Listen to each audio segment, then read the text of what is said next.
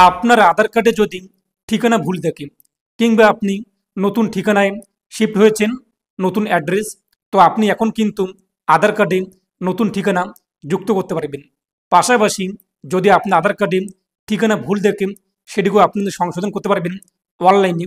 এর জন্য আপনাদের আধার সেন্টার কিংবা আধার সেবা কেন্দ্রে যেতে হবে না। চলুন দেখে নিচ্ছি আপনি কীভাবে আধার কার্ডের ঠিকানা পরিবর্তন করবেন কিংবা নতুন ঠিকানা যুক্ত করবেন।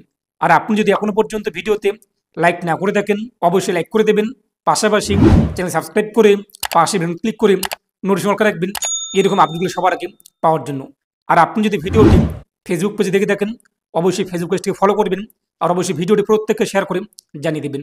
তো আধার কার্ডের অ্যাড্রেস পরিবর্তন কিংবা নতুন ঠিকানা অ্যাড করার যে লিঙ্কটি আমি আপনাদের ভিডিওর কমেন্টে এবং ডিসক্রিপশনে করে দিয়েছি, তো সেখানে ক্লিক করলে আপনি সরাসরি কিন্তু আধারের যে পোর্টাল অফিসিয়াল পোর্টালে আসতে পারবেন।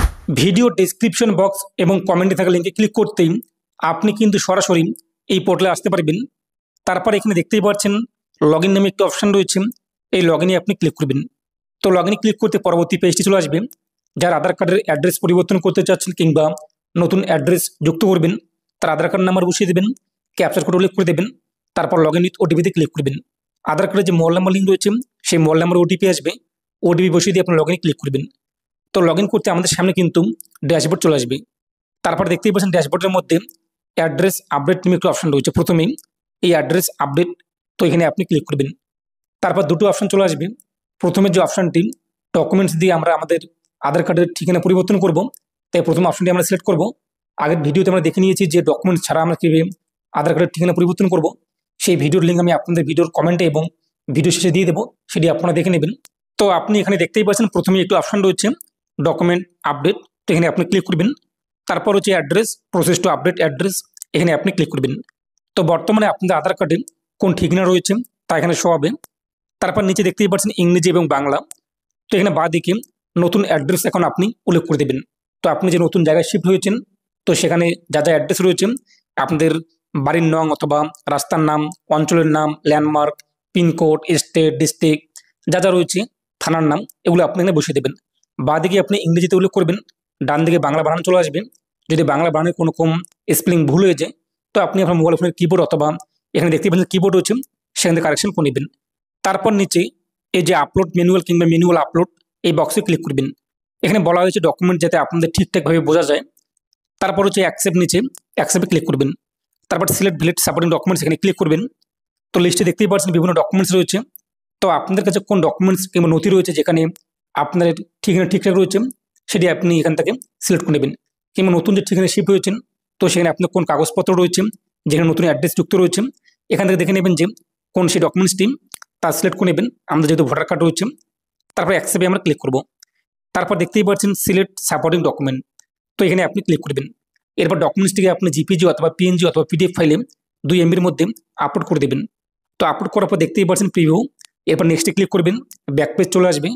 তো আপনি একবার দেখে নেবেন ঠিকঠাক রয়েছে কিনা, ঠিকঠাক থাকলে নিচের বক্সে টিকমার্ক করবেন। তারপর নিচে কন্টিনিউ ক্লিক করবেন। পরবর্তী পেজটি চলে আসবে, নিচে রয়েছে নেক্সট, তো নেক্সটে আপনি ক্লিক করবেন। তো আপনি এবার মিলিয়ে নেবেন যে ঠিকঠাক রয়েছে কিনা, যদি ঠিকঠাক থাকে এরপর নেক্সটে ক্লিক করবেন। তো নেক্সটে ক্লিক করতে পরবর্তী পেজটি আমাদের সামনে কিন্তু চলে আসবে। তো পরবর্তী পেজে প্রিভিউ দেখে নেবেন ঠিকঠাক রয়েছে কিনা, বক্সে ক্লিক করবেন, তারপর নেক্সটে আপনি ক্লিক করবেন। তো নেক্সটে ক্লিক করতে আমাদের সামনে কিন্তু পেমেন্টের গেটওয়ে চলে আসবে, যেখানে আমাদের এই কাজটি করার জন্য 50 টাকা পেমেন্ট করতে হবে। বক্সে টিকমার্ক করবেন, যে কোনো একটি মাধ্যম সিলেক্ট করবেন যে মাধ্যমে আপনি পেমেন্ট করতে চান। তো যে কোনো একটি আপনি দুটোর মধ্যে সিলেক্ট করবেন।